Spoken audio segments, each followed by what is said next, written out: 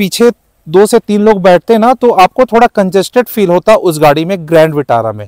और मेरा जो डिसीजन था ग्रैंड विटारा को कैंसिल करने का, वो बहुत अच्छा डिसीजन था। तो गाड़ी मुझे ना अंडर पावर लग रही थी। लेने के बाद पछताने से अच्छा है कि पहले मैं समझ जाऊं। पूरा पंजा दबाने के बाद भी ना वो पिकअप नहीं ले रही थी। तो स्वागत है आपका फिर से हमारे एक न्यू वीडियो में। और आज की ये वीडियो बिल्कुल अलग ही है, क्योंकि आज मैं किसी गाड़ी का रिव्यू नहीं कर रहा हूँ। आज मैं आपको बताने वाला हूँ कि मैंने ग्रैंड विटारा क्यों कैंसिल करा दी, और ग्रैंड विटारा कैंसिल कराने के बाद मैंने ब्रेजा क्यों ले ली। आज भी लोग मुझसे पूछते हैं, क्योंकि कुछ लोगों को पता था कि मैं ग्रैंड विटारा ले रहा हूँ, और फिर वो देखते हैं कि मैं ब्रेजा लिया हूँ, तो वो पूछते हैं कि आपने ब्रेजा क्यों लिया, आपने तो ग्रैंड विटारा बुकिंग कराया था। तो उसका कुछ रीज़न था, जो कि जब मैं गाड़ी जब देख रहा था तो उसमें मुझे कुछ फील हुआ उस गाड़ी में, जिस वजह से मैंने उसे कैंसिल करा दिया। और उसका क्या क्या रीज़न है वो सारा कुछ मैं बताने वाला हूँ। और अगर आप भी गाड़ी लेने जा रहे हो ग्रैंड विटारा, तो आप भी ये चीज़ ज़रूर नोटिस कर लेना, हो सके कि आपको गाड़ी लेने के बाद नहीं तो दिक्कत हो जाए। तो जब मैं गाड़ी लेने जा रहा था, तो सबसे पहले मेरी जो फर्स्ट चॉइस थी ना, उस समय ग्रैंड विटारा आई थी। आए हुए लगभग 6-7 महीने हो गए थे। तो मैं जब रास्ते में देखता था तो गाड़ी अच्छी लगती थी, क्योंकि गाड़ी थोड़ी लंबी है, तो मुझे अच्छा लगता था गाड़ी। तो हुआ ये कि जब मुझे गाड़ी लेना था, तो सबसे पहले मैं गया ग्रैंड विटारा देखने, और वहाँ जा कर के जब मैंने देखा तो मुझे पसंद आई, और मैंने उसे बुक भी करा दिया। तो उस गाड़ी वो जो गाड़ी है ना, उसमें भी आपको वही इंजन मिलता है जो कि इस गाड़ी में इंजन मिलता है। ब्रेजा में 1462 सीसी की इंजन आती है, और ग्रैंड विटारा में भी 1462 सीसी की इंजन आती है। लेकिन उसको मैंने क्यों कैंसिल कराया वो मैं अभी वीडियो में बताऊंगा, आप बने रहना वीडियो में।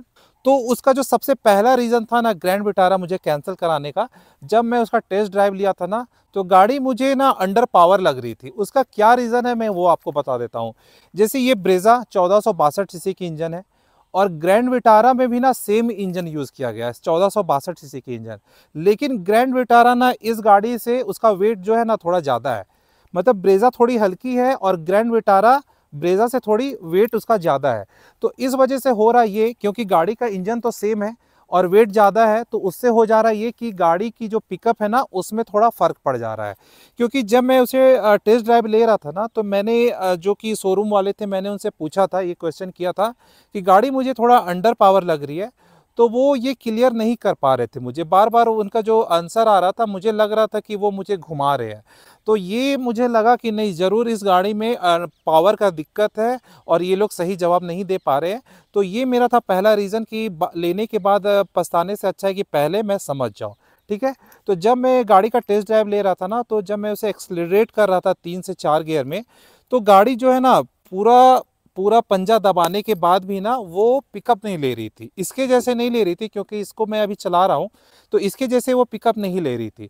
तो मुझे ये फील हुआ। फिर मैंने और इधर उधर जो भी गाड़ी लिए है उनसे भी पता किया, तो वो लोग बोले कि हाँ, थोड़ा अंडर पावर ये लगती है मुझे, क्योंकि जब वो एक्सलरेट करते हैं ना तो थोड़ा लैगी फील होता है, लगता है कि गाड़ी धीमी धीमी बढ़ रही है।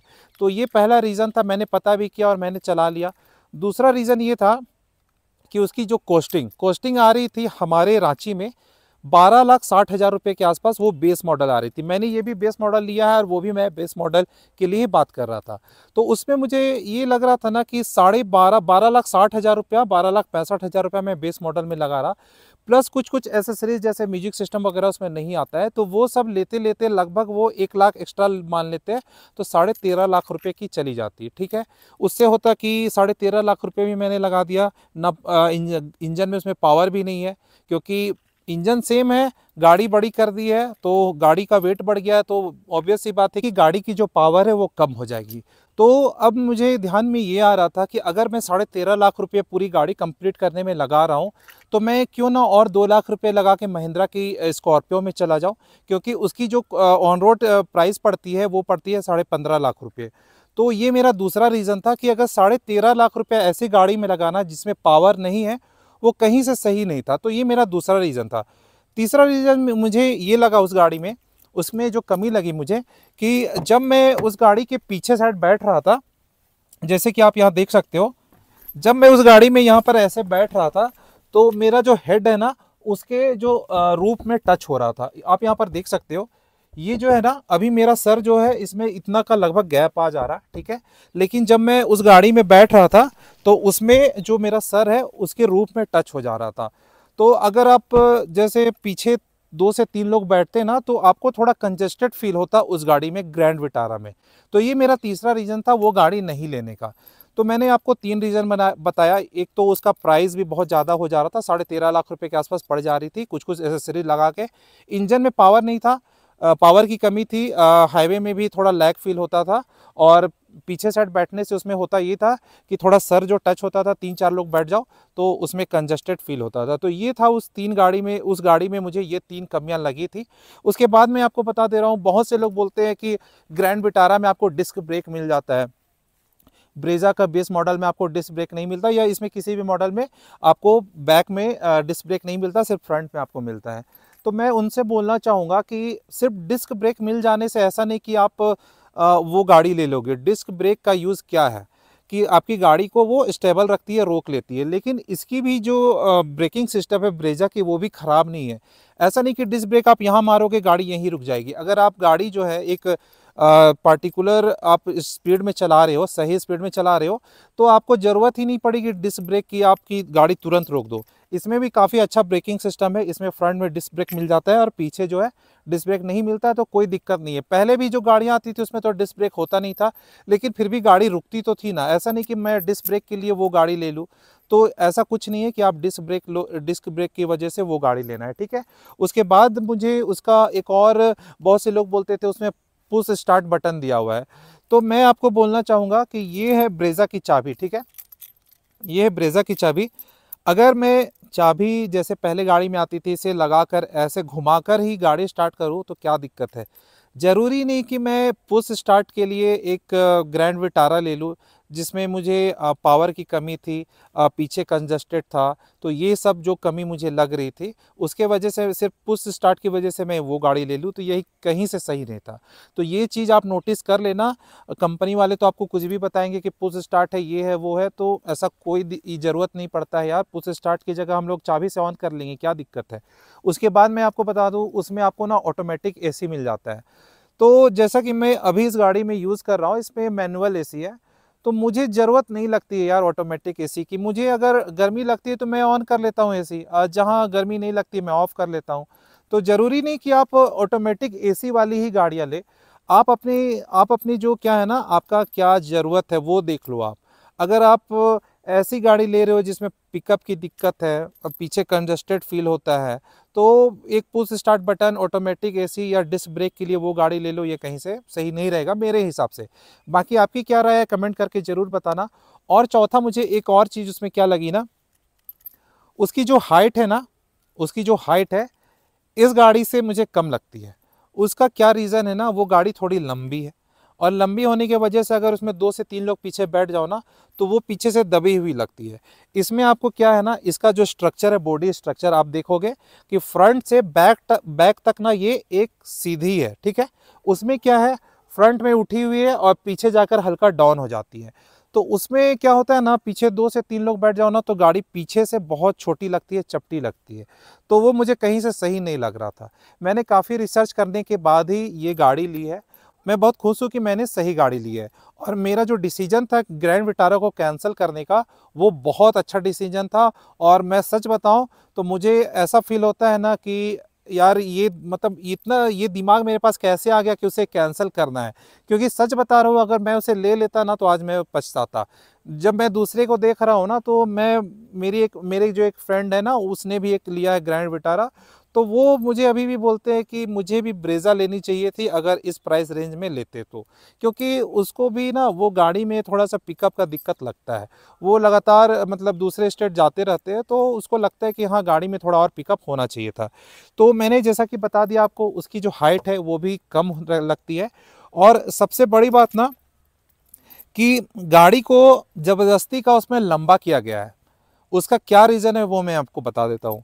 उसमें क्या है कि हल्का सा आपको बैठने के लिए ठीक है, थोड़ा सा स्पेस मिल जाएगा पीछे से, जब यहाँ पर आप बैठोगे तो ठीक है, आपको घुटनों के लिए थोड़ा स्पेस रहता है।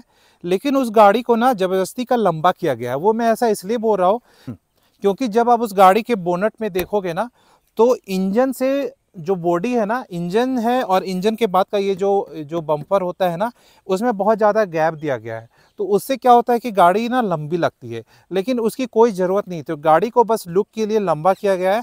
बाकी स्पेस के मामले में ब्रेजा से थोड़ी बहुत ज़्यादा आपको उसमें स्पेस मिल जाएगा, थोड़ा बहुत ज़्यादा, लेकिन उतना ज़्यादा भी स्पेस नहीं मिलेगा जिसके लिए आप 2 से 2.5 लाख रुपये एक्स्ट्रा 3 लाख रुपया देने वाले हो। तो ये चीज़ आप नोटिस कर लेना। मैंने भी यही चीज़ नोटिस किया था, और मेरे कुछ जो फ्रेंड है वो शोरूम में भी है, तो मैंने उनसे भी बात किया तो उन्होंने भी यही बोला कि उसे ज़बरदस्ती का लंबा किया गया गाड़ी को, बस लुक के लिए और कुछ भी नहीं है। क्योंकि जब आप उसका इंजन ये बोनट खोलोगे ना, तो उसमें क्या दिक्कत है ना कि इंजन और इंजन के बाद ये जो आपका जो सामने का बम्पर होता है, इसका जो स्पेस है ना, उसमें स्पेस बहुत ज़्यादा दिया गया है। ठीक है, लगभग इतना स्पेस है। तो उससे क्या होता है कि गाड़ी थोड़ी लंबी लगती है। तो उसका कोई ज़रूरत नहीं था उतना करने का। अगर कम भी रखते तो ठीक है, लेकिन गाड़ी को बस लुक के लिए लंबा किया गया, बाकी उसमें कुछ ऐसा कोई फीचर्स नहीं है। और मैंने जहाँ तक मैंने पता किया था कि बहुत से लोगों ने ग्रैंड विटारा बुकिंग करने के बाद भी कैंसिल करा देते हैं। तो ऐसा नहीं है कि आपने जो भी गाड़ी बुकिंग करा दी उसे आप लेना ही लेना है, उसे आप उसे कैंसिल भी कराओ, कोई दिक्कत नहीं है। आपके पैसे हैं, आपको सही लगे तो लो, नहीं लगे तो यार कैंसिल कराओ। और गाड़ी जब भी आप लो ना, तो अब मैं बोलूँगा कि गाड़ी आप बुकिंग करा लो, कोई दिक्कत नहीं है। और उसके बाद आप ना कुछ दिन वेट करो, लगभग 1 महीना वेट करो, समझो, मार्केट जाओ, मार्केट में पता करो, उसके बाद गाड़ी लो। क्या होता है ना, बुकिंग कराने के बाद, आपने नोटिस किया होगा या नहीं, बुकिंग कराने के बाद क्या होता है ना कि जब आप मार्केट उसके बाद घूमते हो ना, तो आपका बहुत ज़्यादा दिमाग खुलता है, आपको पता चलता है कि वो गाड़ी लेना सही है या नहीं सही है। क्योंकि मैंने स्कॉर्पियो भी बुक कराया था, मैंने ग्रैंड विटारा भी बुक कराया था, और मैंने एक्सल 6 भी बुक कराया था, और लास्टली मैंने ना ब्रेजा लिया, और मैं इसे लेकर बहुत खुश हूँ, क्योंकि ये मेरा बहुत सही डिसीजन था। अगर मैं ग्रैंड विटारा ले लेता तो सच में बता रहा हूँ कि आज मुझे पछतावा होता।